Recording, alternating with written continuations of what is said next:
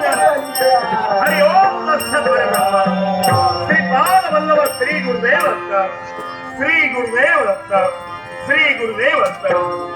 नश्वर काया सात्विक न्याया हे मरत मानवा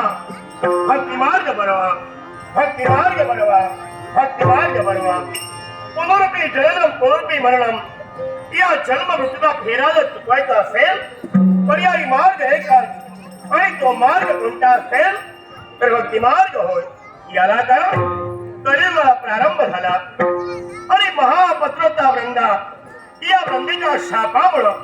सारा देवदेवता पाषाणात वास्तव्य करतायत आणि भक्तांच्या इच्छा पूर्ण करण्यासाठी म्हणून डाव्या उजव्या गावला भक्तांच्या इच्छा पूर्ण करतायत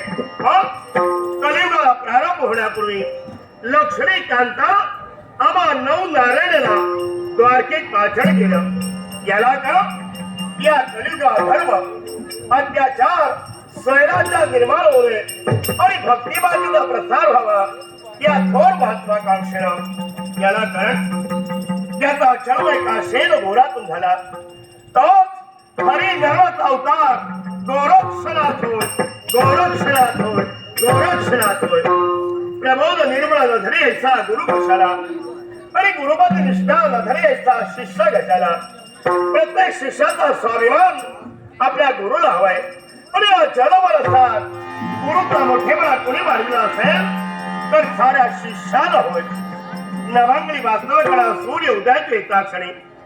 गुरु चरणावी लीन झालो भाववंतच्या पेरलं स्तुती सुमनता वर्षा करून पाद्य पूजाही झाली पण दैराश्य निर्माण झाला दैराश्य निर्माण झाला पण मला शंका दुशंका वावरू लागल्या आणि गुरुचरणी लीन झालो पण गुरुदेवांच्या अंतःकरणात निराशा का निर्माण व्हावी आणि सात प्रश्न केला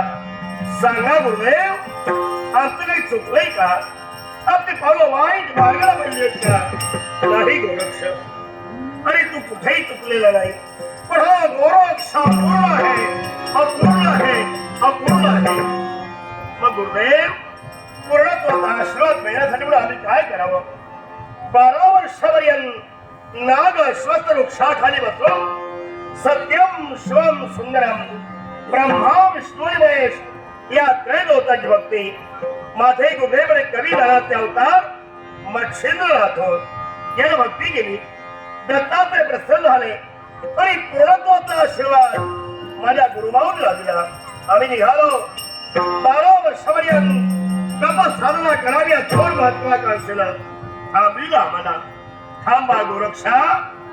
अरे पुढे जाऊ नकोस 12 वर्ष पूर्ण होईपर्यंत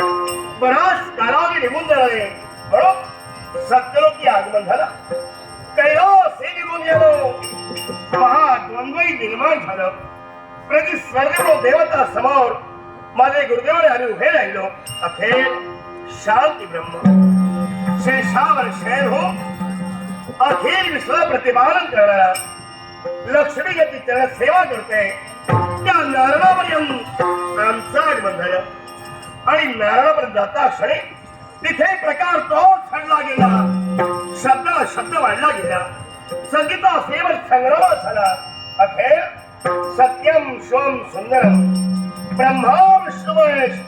या त्रैलोका प्रसन्न झाल्या आणि या गोरक्षाला पूर्णत्वाचा आशीर्वाद दिला पण